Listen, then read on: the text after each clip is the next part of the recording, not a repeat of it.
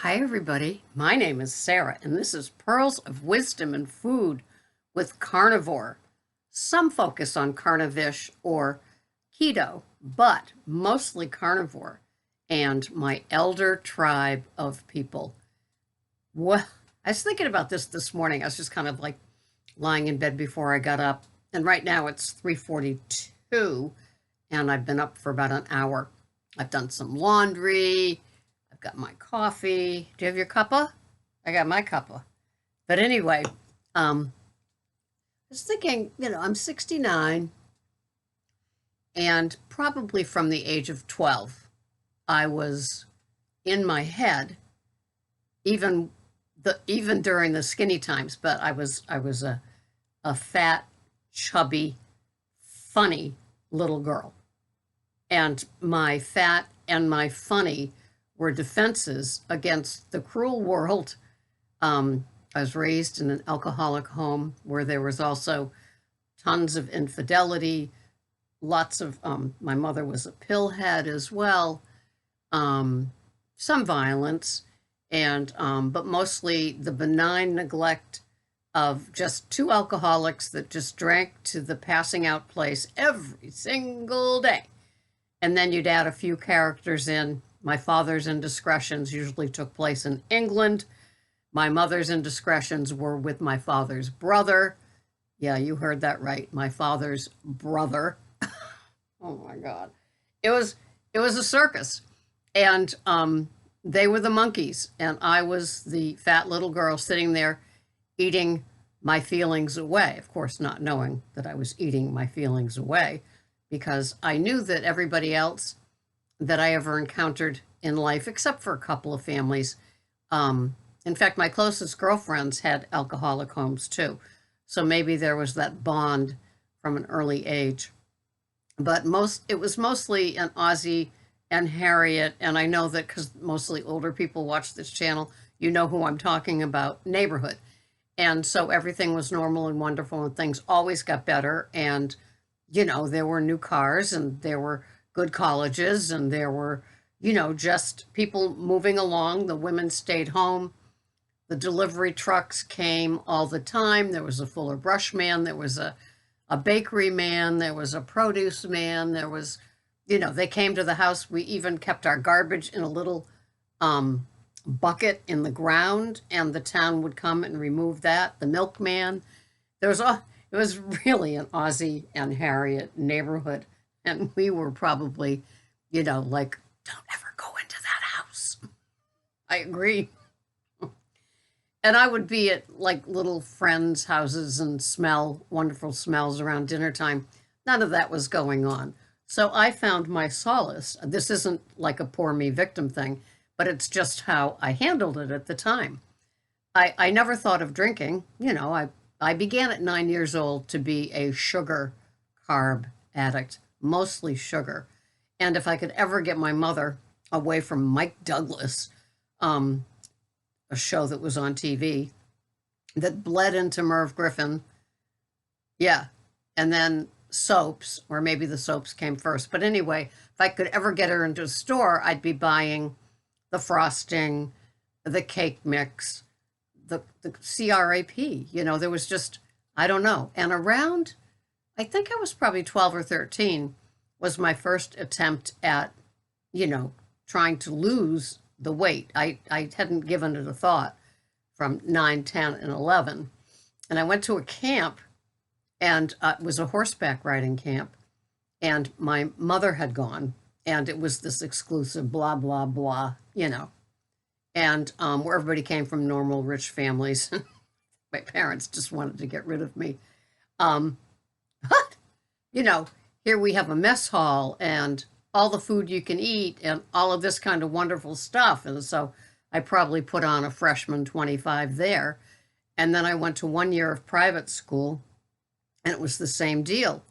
All this food.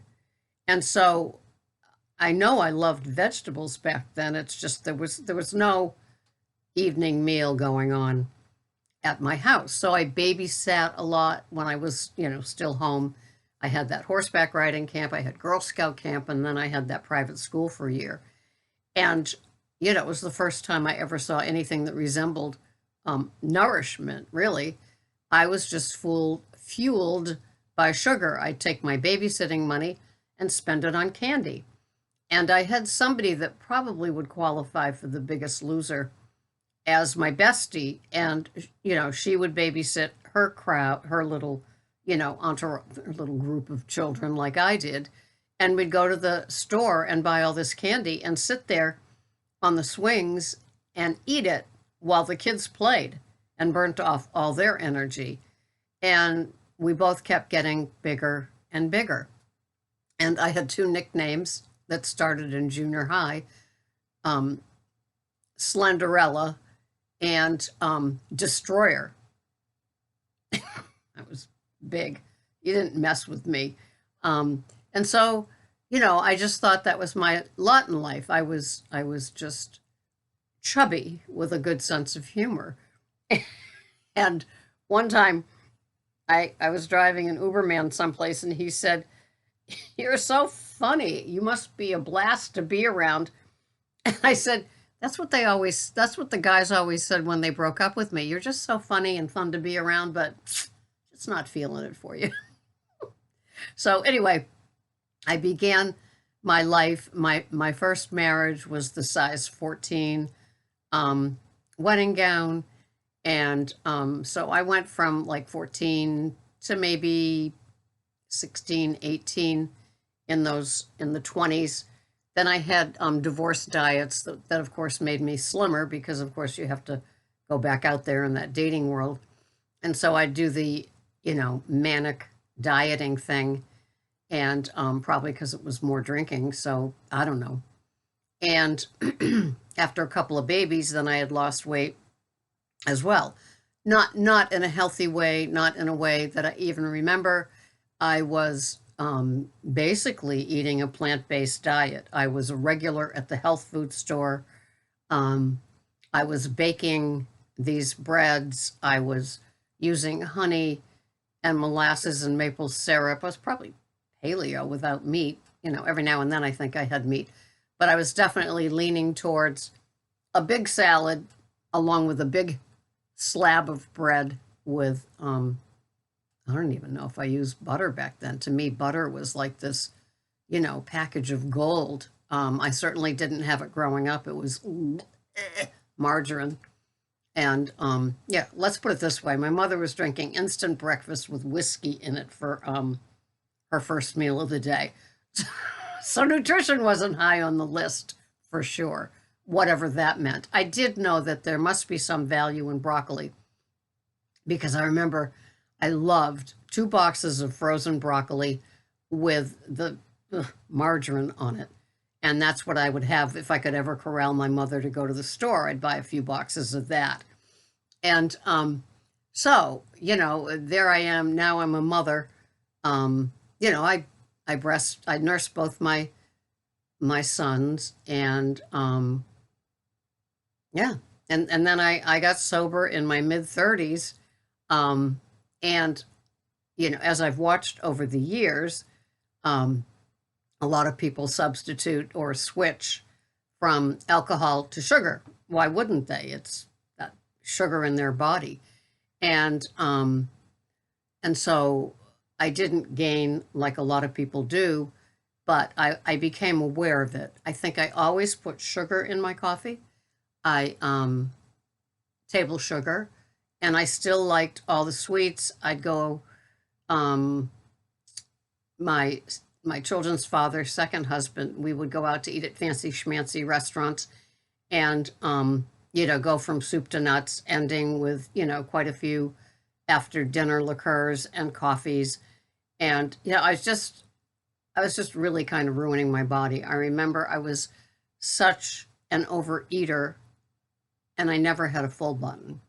So we would go out to eat, and I don't know if I looked like this after one of those meals or just felt like this after one of those meals.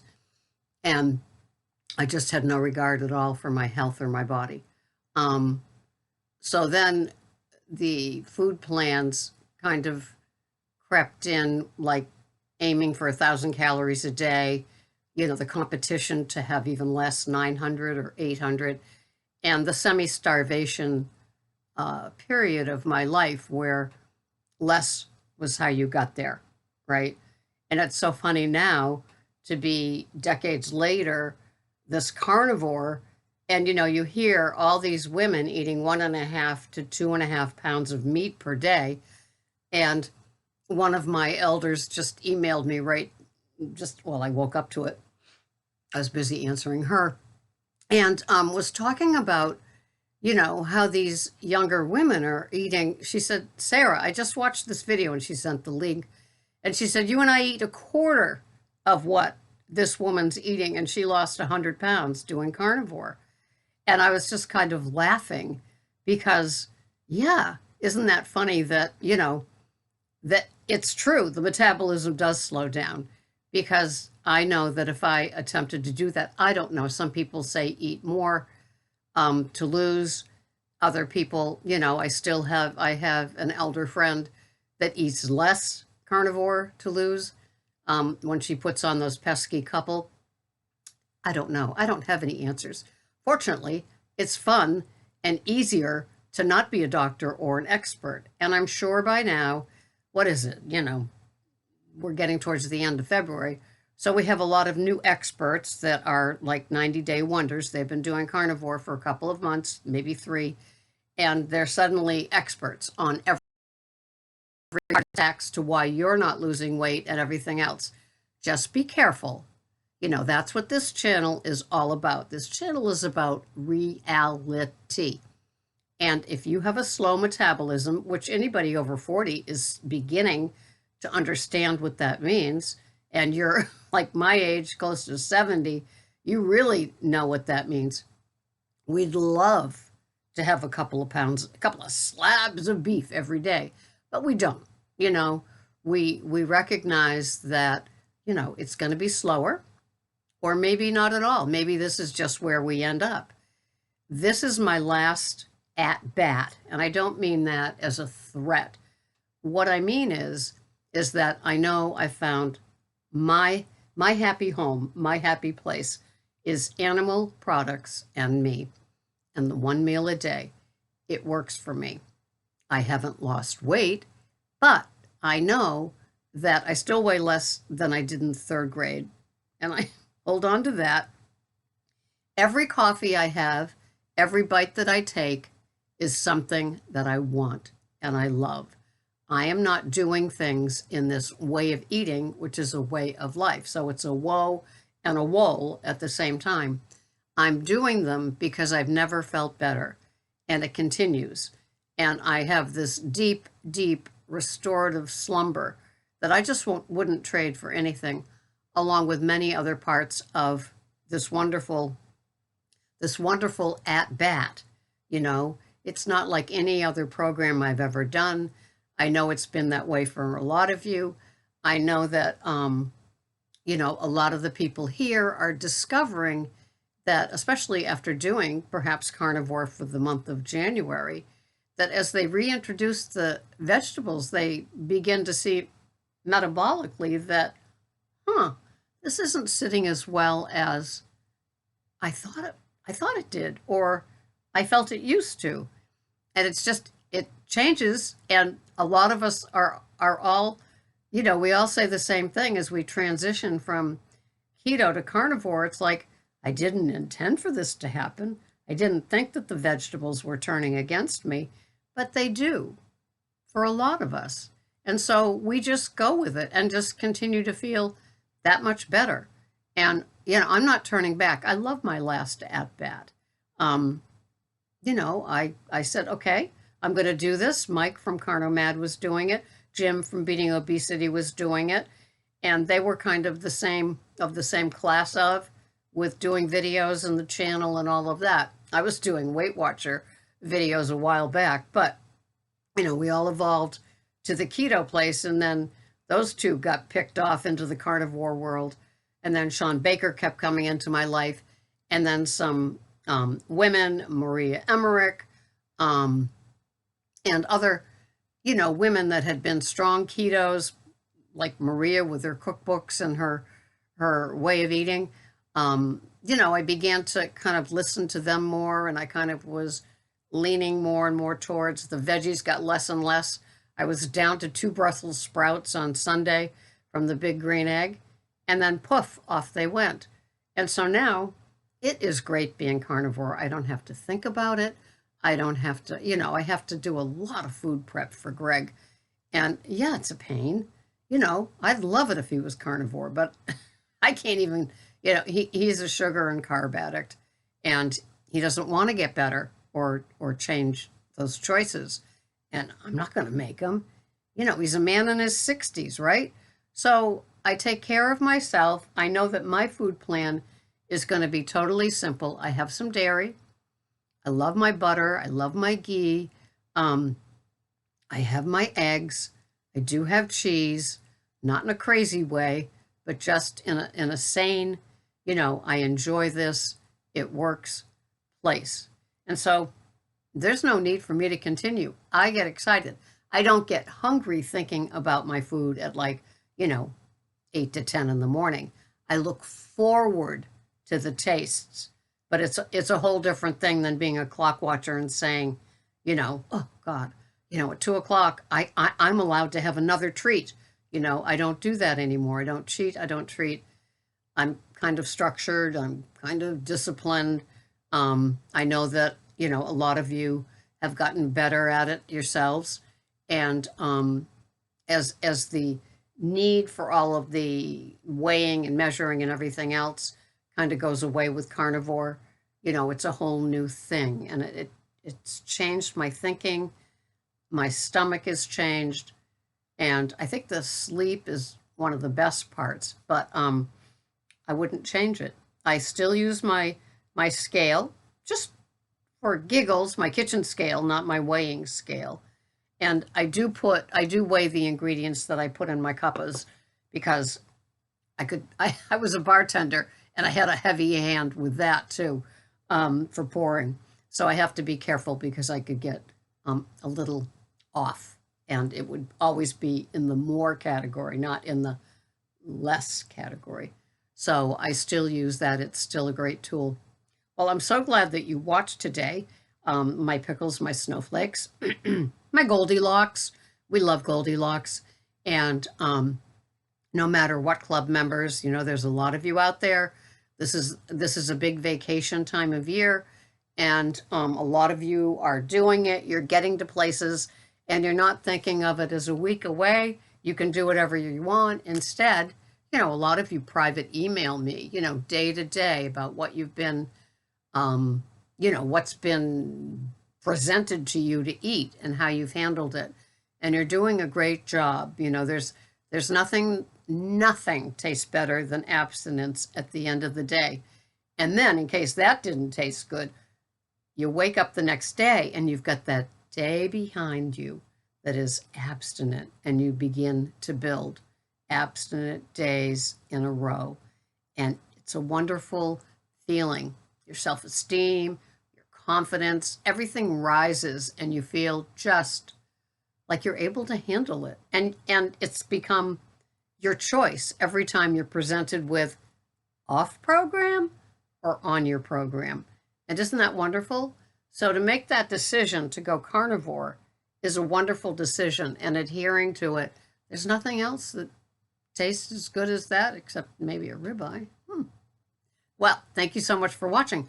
I will see you the next time here at Pearls of Wisdom and Food. Thank you so much for watching. Bye-bye for now.